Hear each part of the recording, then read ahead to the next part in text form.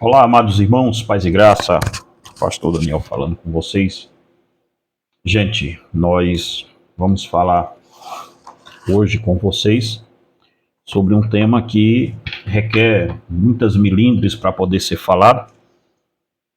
E eu reconheço que eu não tenho esse tato, essas milindres para falar desse assunto da forma que ele deveria ser falado, mas eu vou tentar ser o mais claro que eu puder para vocês. Já faz algum tempo que eu tento gravar um vídeo sobre o que está acontecendo com esta apostasia dentro do cenário mundial da igreja. Nós estamos hoje cercados da pior igreja, da igreja mais carnal, a igreja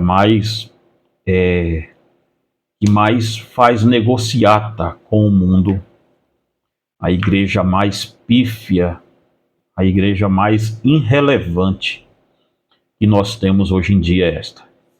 Essa é a grande realidade da igreja, você gostando ou não gostando, mas esta é a realidade da igreja que você congrega, da que eu congrego e assim por diante. Somos a pior geração, somos os crentes que menos oram, somos os crentes que menos leem a Bíblia e somos os crentes que estamos dispostos a debater e a orar por todos.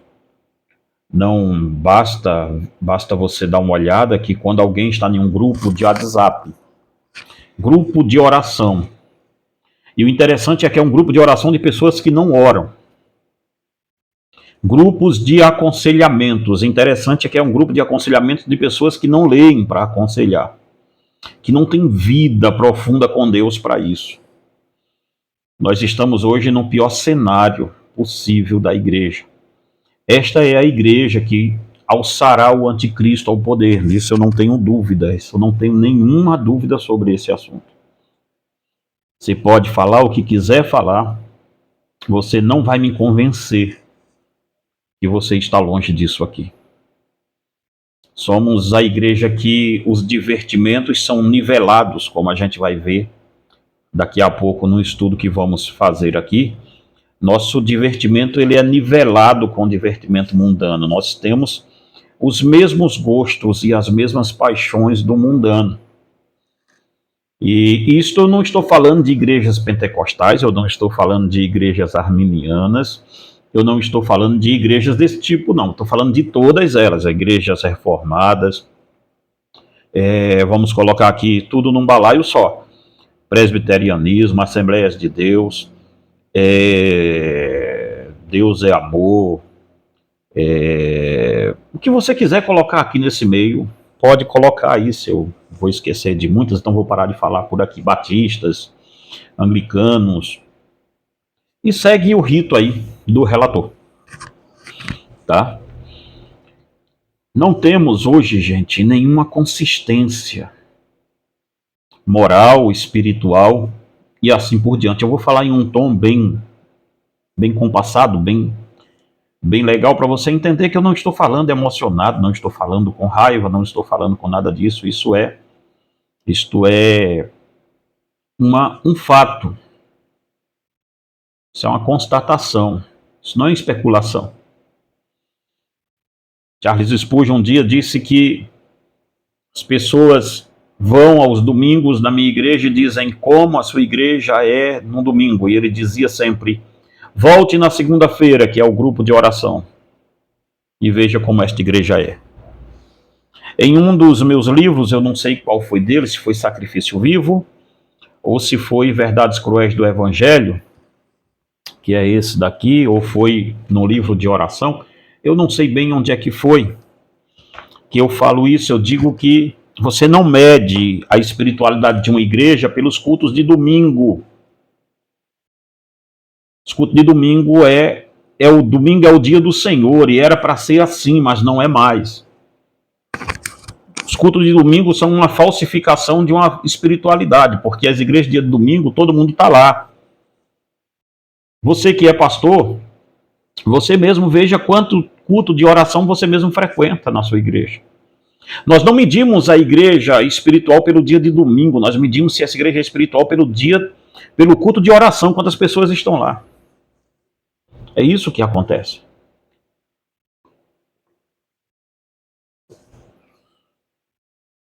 Nós estamos, irmãos, não estamos caminhando para a apostasia, nós estamos dentro dela. E creio eu que esta apostasia é a apostasia final, aonde se alçará o anticristo a partir dela.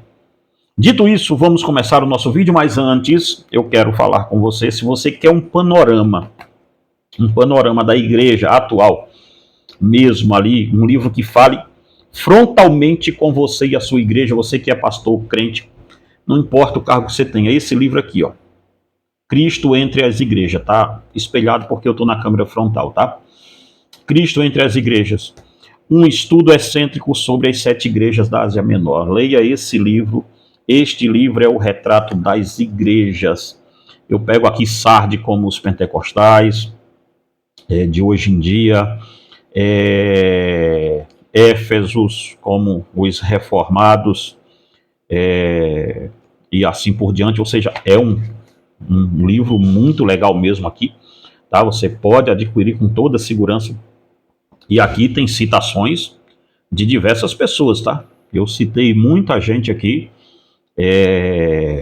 tem citações aqui de muita gente, então eu espero o teu contato em nome de Jesus. Se você quer uma vida prática, rapidamente, vida prática com Deus, se você quer um livro seguro, é isto aqui, ó, o Manifesto de Jesus Cristo, volume 1 e 2, capítulo 5 de Mateus, versículo por versículo, tá? E o capítulo 6 de Mateus, versículo por versículo. E o 7 está para sair ainda, porque esse livro é uma abordagem excêntrica sobre o Sermão da Montanha. São 2 livros, você deve adquiri-los aí, tá? São, assim, livros excepcionais mesmo. Eu escrevi esse livro. Esses 2 livros são sermões expositivos que nós demos à nossa igreja. Esse aqui nós passamos mais de 2 anos ensinando sobre Mateus capítulo 5, e aqui 1 ano e meio ensinando sobre Mateus capítulo 6. Então, são livros, me perdoe, excepcionais, tá?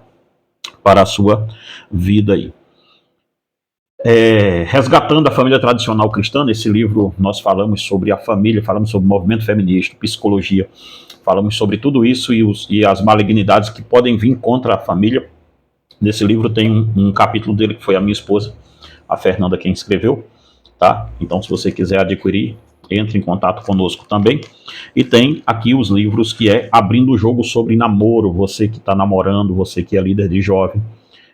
15 características que você deve buscar em seu namorado ou namorada para saber se ele ou ela será um bom cônjuge, tá? Tem até uma sátira aqui embaixo que é Se Não Ler, Não Case. Muito legal esse livro aqui, que eu também escrevi. E rapidamente aqui tem as polêmicas nossas, que é contra o arminianismo e sua suprema heresia, o livre-arbítrio, tá? Da predestinação dos santos, que foi eu que escrevi também, e livre-arbítrio, um castelo de cartas, 10 motivos para não crer no livre-arbítrio, tá bom? Muito legal também esse livro. Então, se você quiser adquirir, primeiro, comentário fixado, aqui no vídeo você entra em contato conosco. Meus amados irmãos, nós vamos estudar um pouco sobre a questão da apostasia da fé cristã. Em 1 Timóteo, capítulo 4, versículo 1, o apóstolo Paulo diz: mas o Espírito expressamente diz que nos últimos tempos apostatarão alguns da fé, dando ouvidos a espíritos enganadores e a doutrinas de demônio. Perceba, o cenário vindouro que o apóstolo Paulo sempre falava, ele não via que a igreja estaria em uma ascendência espiritual, e sim em uma decadência espiritual.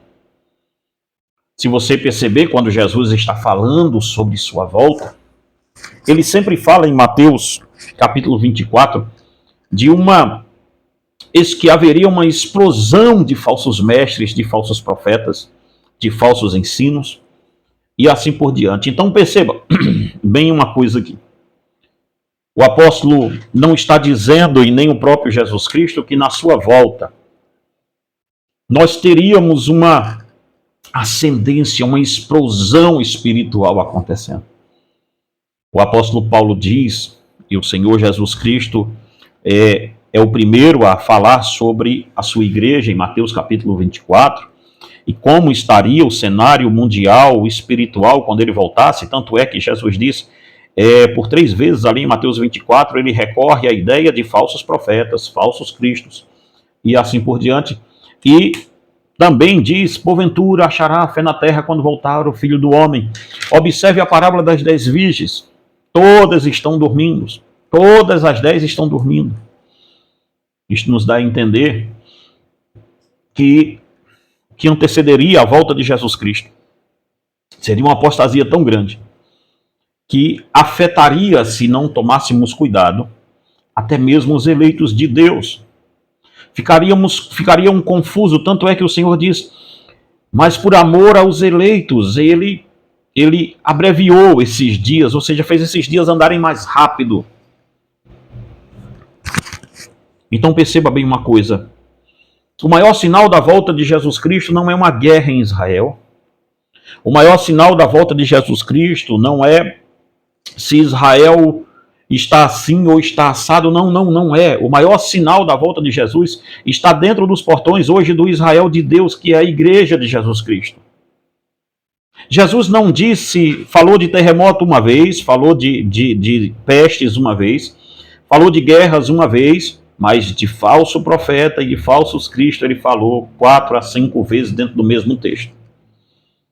Por que você acha que o Antigo Testamento sempre há uma luta ferrenha dos profetas e de alguns sacerdotes que ali estavam para que eles continuassem lutando contra a apostasia da fé? E o apóstolo Paulo nos diz que nos últimos dias, nos dias em que ele vier, nos dias em que Jesus estivesse de voltar, mas o Espírito expressamente diz que nos últimos tempos, veja, o apontamento do apóstolo é para os últimos dias, dizendo, nos últimos tempos apostatarão muitos da fé.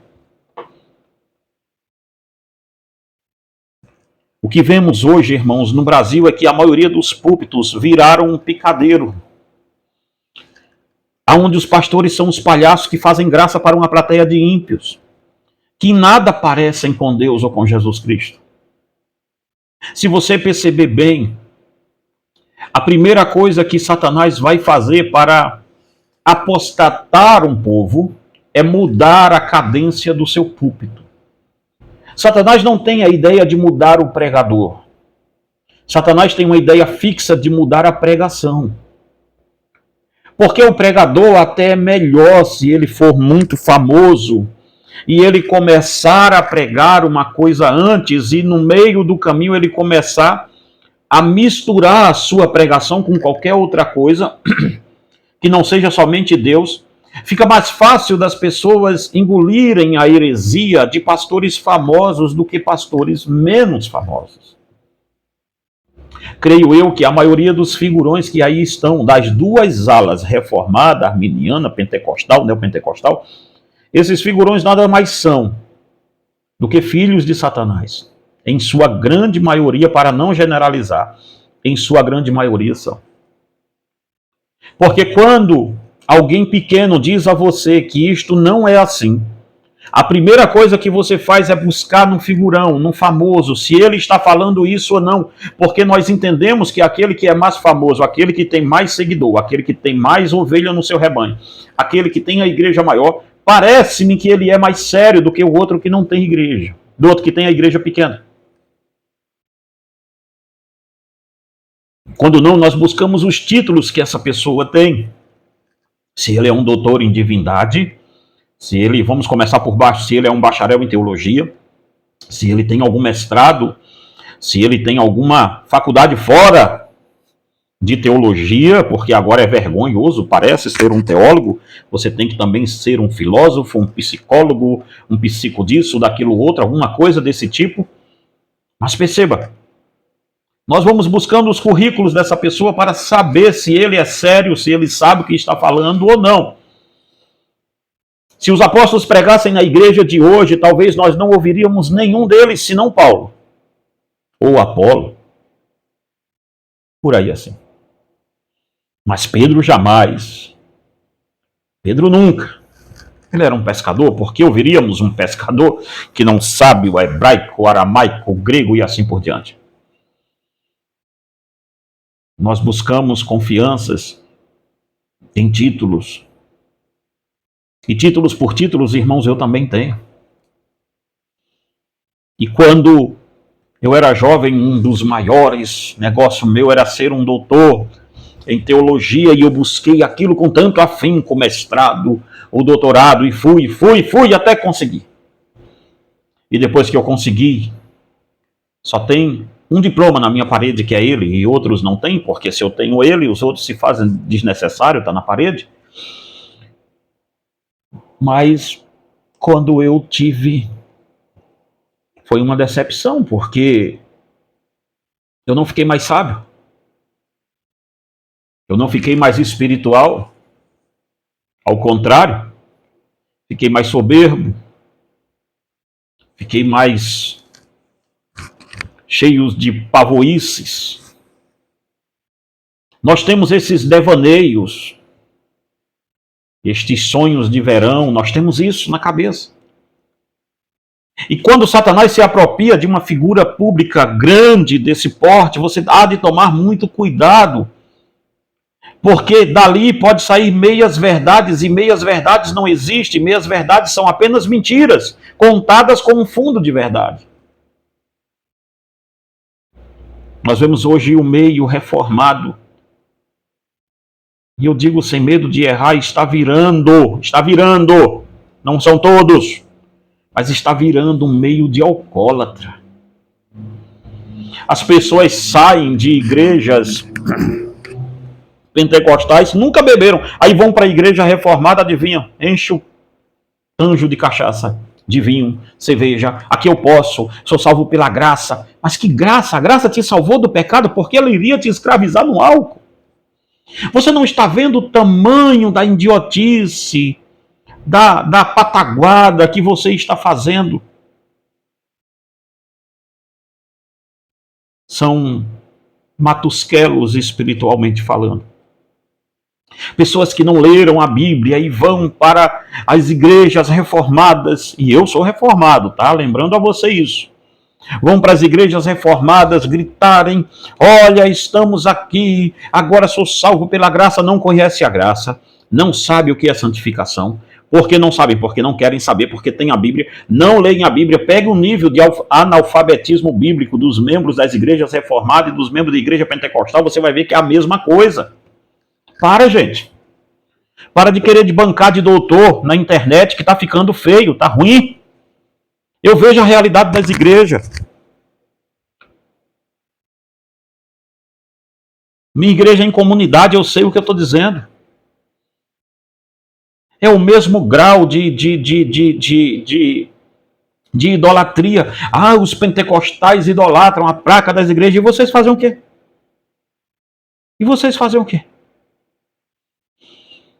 Nós estamos hoje mudando.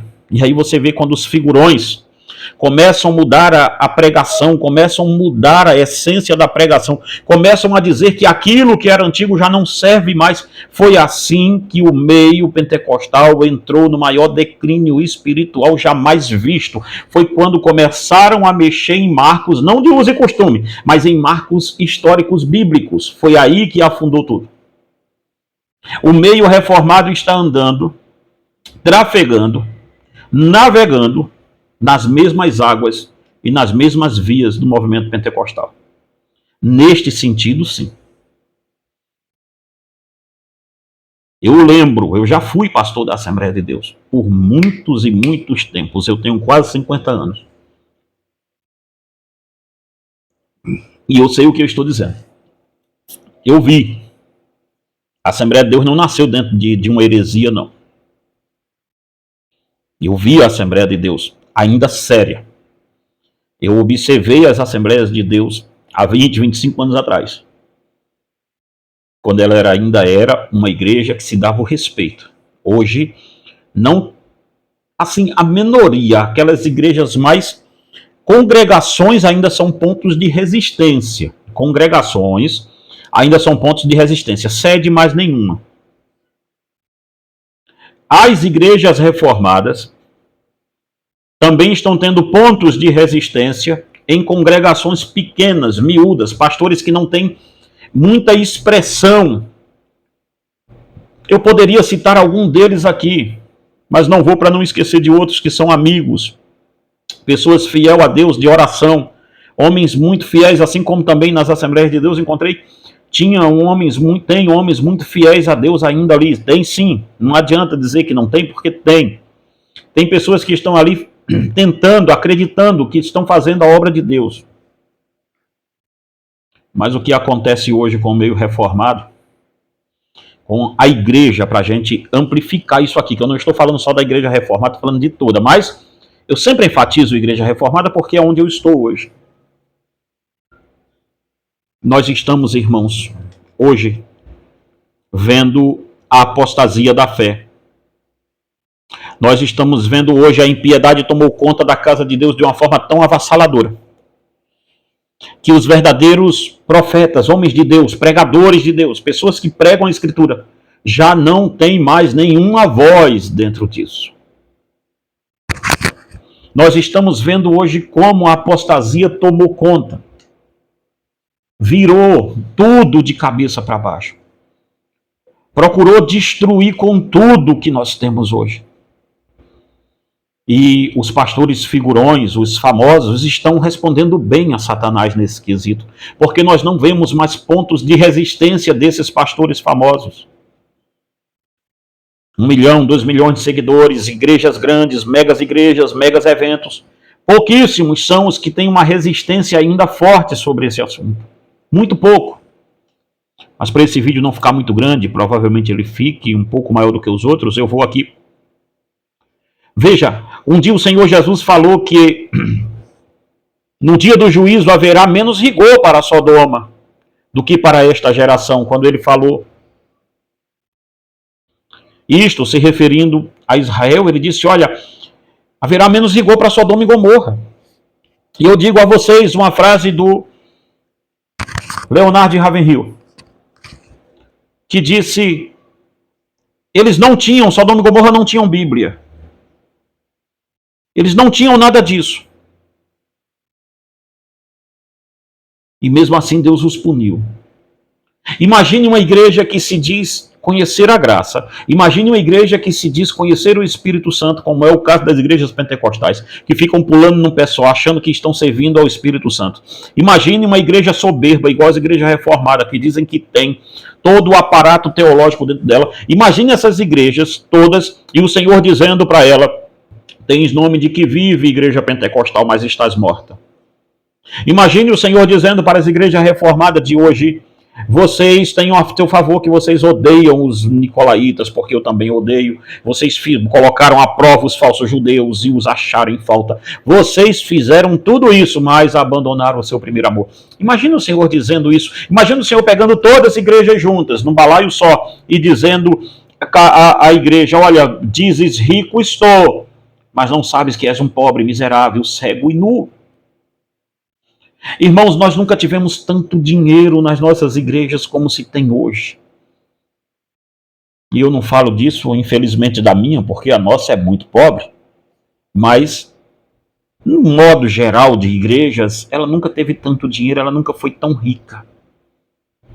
Ela nunca teve tantos prédios magníficos. Igrejas evangélicas hoje podem concorrer com igrejas católicas em arquitetura muito bem. Nós nunca tivemos tanto na mídia como estamos hoje. Mas nós nunca tivemos tanto escândalo como temos hoje. Nós nunca tivemos tanto dinheiro como temos hoje, mas nunca fomos tão pobres espirituais como somos hoje. Nós nunca tivemos tantos pastores letrados como temos hoje.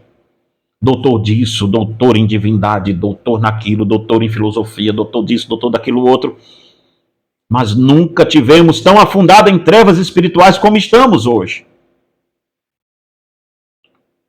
Porque na busca dos saberes externos esquecemos que o Evangelho é poder de Deus. Na busca de sabedorias humanas e mais sabedorias, nos esquecemos que o Evangelho é poder de Deus. Porque quando fui ter convosco, a minha pregação não consistiu em palavras vãs e persuasivas de sabedoria humana, mas em demonstração viva do poder do Espírito Santo. Nós nos esquecemos que o Evangelho não é amoldado ao sistema que aí está proposto. Nós nos esquecemos que se for para evangelizar um filósofo com filosofia, ele já entende de filosofia e não precisa disso. Ele precisa conhecer o Jesus que você tem. E é nessa busca por saberes, por questões de sabedorias extraordinárias que nós nos esquecemos que o Evangelho, quando começou, foi com a liderança de um carpinteiro que não tinha nada, um homem feio. Porque diz em Isaías que ele não tinha aparecido em formosura e olhando nós para ele, nenhuma beleza nos viu para que nos agradasse. Ele era a vergonha de Israel. Era como se Israel olhasse para ele e dissesse: isso é um doente, um leproso, esconde isso da gente, nós não queremos essa liderança. A Bíblia diz que era o mais indigno de todos os homens. Homens de dores. Sabe o que é homens de dores? É porque para Israel, naquela época, um homem de dor era alguém que era um homem amaldiçoado por Deus, alguém que só vivia doente, amaldiçoado, pobre. Quem vai seguir esse homem?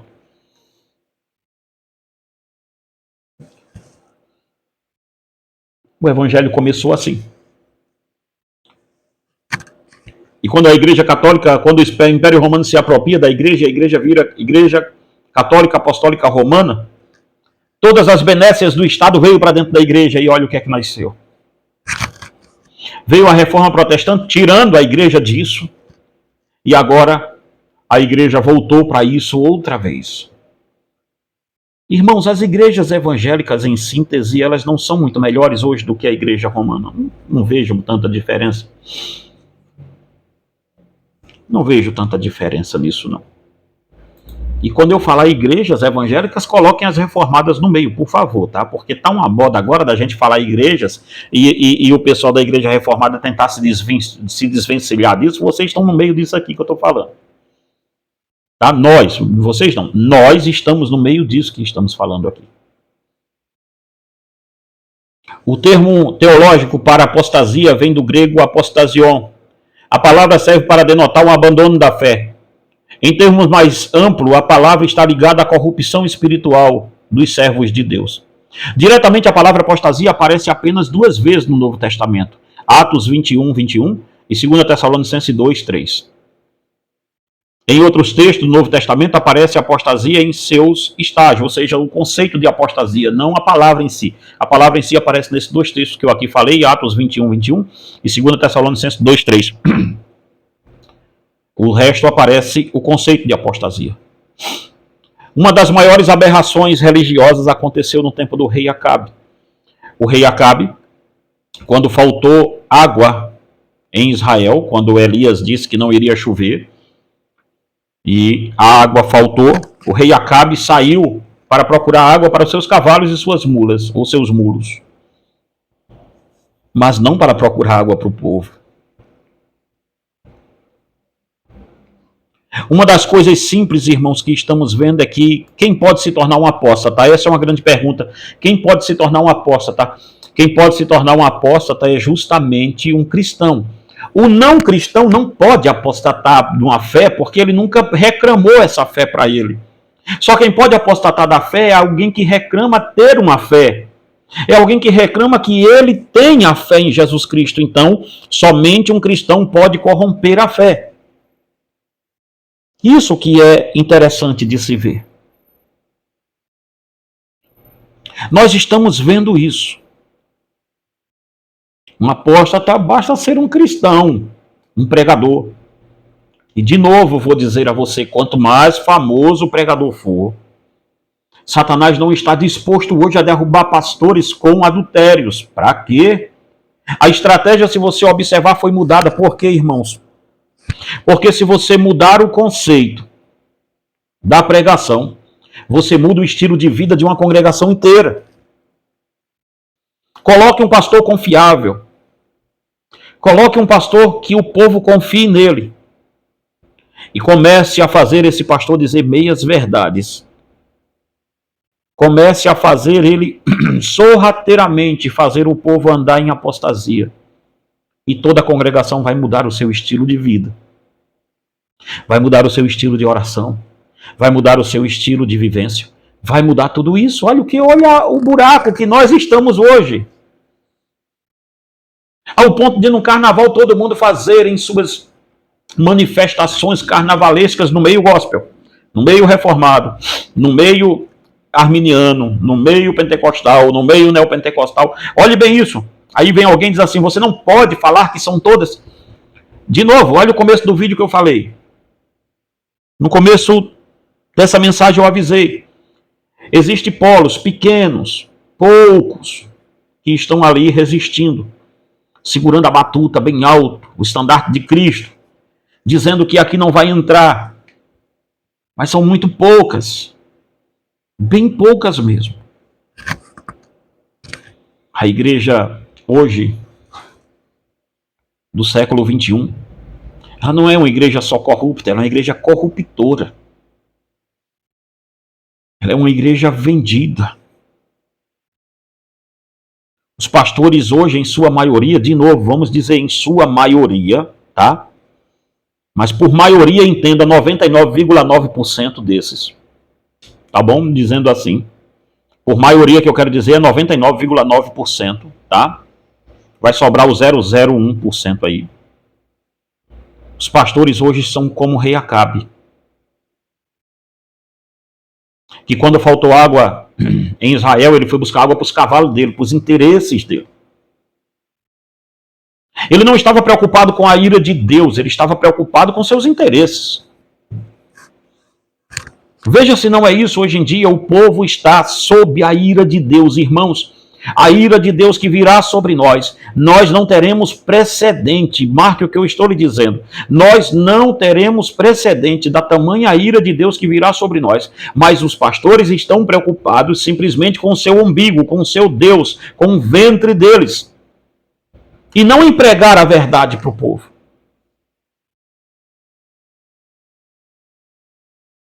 Estamos buscando aplausos de uma plateia, de uma plateia ímpia. Estamos buscando aplausos. Estamos na ribalta. Já não é Cristo quem aparece, já é o nosso nome. Nós estamos como pastores, estamos como a síndrome de Arão. Marque, só quem pode levar o povo a uma apostasia é uma liderança espiritual.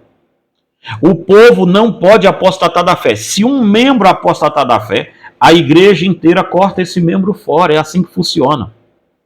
Mas quando um pastor apostata da fé, ele tem o poder de mudar a pregação da igreja toda e levar aquele povo todo para o inferno junto com ele. Nós estamos com os nossos pastores hoje como a síndrome de Arão.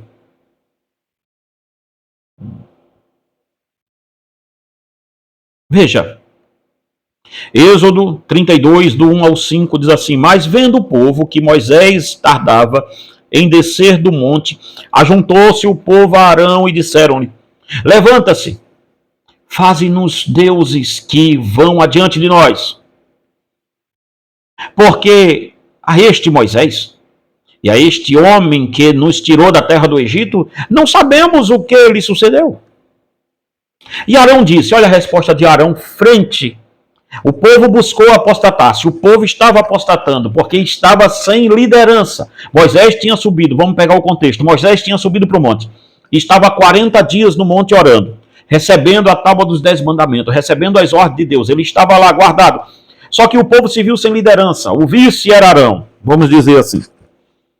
O povo se dirige até Arão e diz, olha, esse Moisés, eu não sei o que é dele não, acho que ele disse que ia para o monte aqui, desceu pelo outro lado, foi embora, largou nós aqui. Agora você faz deuses que vão adiante de nós, para o povo conhecer nossos deuses. Nós queremos deuses. Este é o clamor da igreja de hoje. Nós não queremos o Deus de Moisés, Arão, nós queremos nossos deuses, então fabrique-os para nós.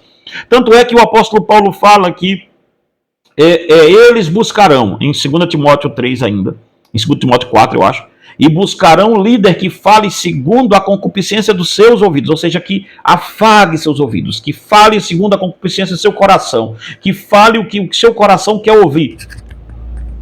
O povo busca líder que faça bezerros de ouro para eles adorarem.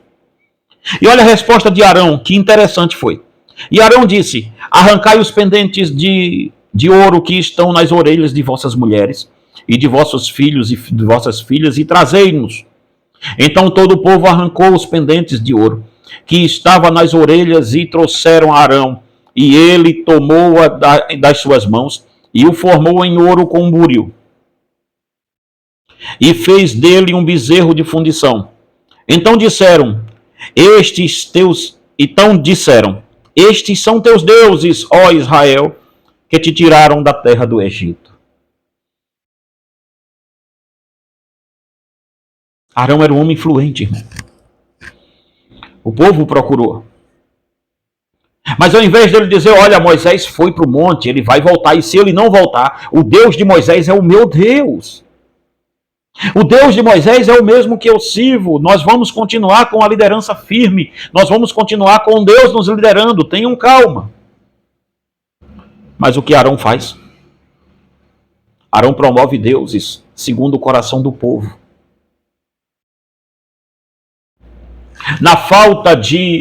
Na tentativa de agradar o povo, os pastores de hoje estão fazendo como Arão. Estão criando deuses que o povo ame. Estão criando um Deus que não tem nada a ver com o Deus das Escrituras. Estão criando um Deus... Perceba bem uma coisa, gente. Subliminamente, dentro das igrejas evangélicas hoje, parece-me que é pregado que existe um Deus do Antigo Testamento e um Deus do Novo Testamento. Que o Deus do Novo Testamento está disposto a passar o pano para você sobre certos pecados que o Antigo Testamento não passaria. Nós temos a ideia tosca e louca que temos dois deuses. Não é o mesmo Deus, só que o Novo Testamento mudou. É o mesmo Deus, gente. O Deus que era contra adultério no Novo Testamento, no Antigo Testamento, é o mesmo Deus que é contra adultério no Novo Testamento. Tanto é que o que muda é que no Antigo Testamento, o homem e a mulher, quando adulteravam, os dois adúlteros, não eram um só não, tá, feministas, que ficam dizendo, as mulheres eram apedrejadas, eram os dois que eram apedrejados, tá? Pegava-se os dois adúlteros e apedrejavam em praça pública. Hoje, no Novo Testamento, se uma das partes traírem, um exemplo, eu trair a minha esposa, e ela não me perdoar e pedir o divórcio a mim, ela pode casar-se novamente, eu não. Porque para este assunto de casamento é como se eu estivesse morto. Uma vez que eu sou crente e eu adulterei, eu crente, dentro da igreja, conhecedor do evangelho, adulterei, se a minha esposa não me perdoar e não me quiser de volta, eu não posso casar mais nunca. Ela pode, eu não. Porque para Deus é como se eu tivesse morrido. Não na questão espiritual, mas para a questão matrimonial, sim. Se eu quiser servir a Deus, eu tenho que pedir perdão do meu pecado a Deus e continuar a minha vida solteiro. Funciona desse modo. Quem te falou de outro modo é porque não entende o que é graça de Deus. É porque não entende sobre Deus. É porque está querendo mudar a estrutura do evangelho. Só isso. Este é o evangelho em sua essência. Lembra-se do que ele disse em Levíticos? Porque sede santo, porque o vosso Senhor é santo. E aí você diz, está vendo? Isso foi em Levítico. Leia Pedro, 1 de Pedro 1, a partir do versículo 16. Que vai dizer, e se é santo aquele que vos chamou, sejai-vos também santo em toda a vossa maneira de viver. Ou seja, Deus não está relegando a santidade para o Antigo Testamento, ele está trazendo ela para o Novo e muito mais. Porque no Antigo Testamento eles tinham um flashback do Espírito Santo. O Espírito Santo vinha neles com a questão de aspersão, descia e voltava, e descia apenas em três tipos de cargo, que eram rei, juiz e sacerdote. No Novo Testamento, o Espírito Santo se derramou sobre carpinteiros, pedreiros, pescadores, homens, mulheres e todos que estavam ali. 120 irmãos cheios do Espírito Santo mudaram o mundo. Mas os arãos de hoje estão fazendo bezerro de ouro para o povo adorar. Este tem sido o panorama, irmãos, do que estamos vivendo hoje. Este tem sido o nosso panorama. Uma igreja ímpia, guiada por pastores ímpios, que adoram um Deus que não tem nada a ver com o Deus da Bíblia. Tomemos muito cuidado com isso. Nós vamos terminar este vídeo aqui. E dependendo da repercussão dele, nós viemos com Apostasia parte 2. Tá bom? Porque já tem mais de 40 minutos esse vídeo, eu não quero que ele alongue tanto. Então perceba bem uma coisa. Apostasia da Fé, parte 2. Depois você pede aí no comentário. Se você chegou até aqui, não esquece. Deixa teu like, compartilhe o link todo, irmão, desse vídeo, por favor. Compartilhe o link todo, você pode cortar, pode fazer o que você quiser, dar corte, mas coloca meu nome também, tá aí embaixo, para o pessoal saber que é desse canal aqui, esse vídeo, para ajudar o nosso canal aqui. Não é que ele é monetizado, porque não é mesmo, o YouTube não monetiza esse canal, então se você quer nos ajudar de uma forma financeira, nós temos um evangelismo infantil que é fantástico também, se você quiser conhecer tudo na primeira descrição do nosso vídeo aí. Mas, irmãos, dos livros que eu apresentei a vocês, tem aqui 4 que eu quero chamar a sua grande atenção, que é esses aqui, ó. Manifesto de Jesus Cristo, parte 1 e parte 2, tá? O Radicalismo do Verdadeiro Evangelho, leia esse livro, em nome de Deus, leiam esse livro. E Cristo entre as Igrejas, um estudo excêntrico sobre as 7 igrejas da Ásia Menor. Meus amados irmãos, que Deus em Cristo te abençoe e te guarde em nome de Jesus.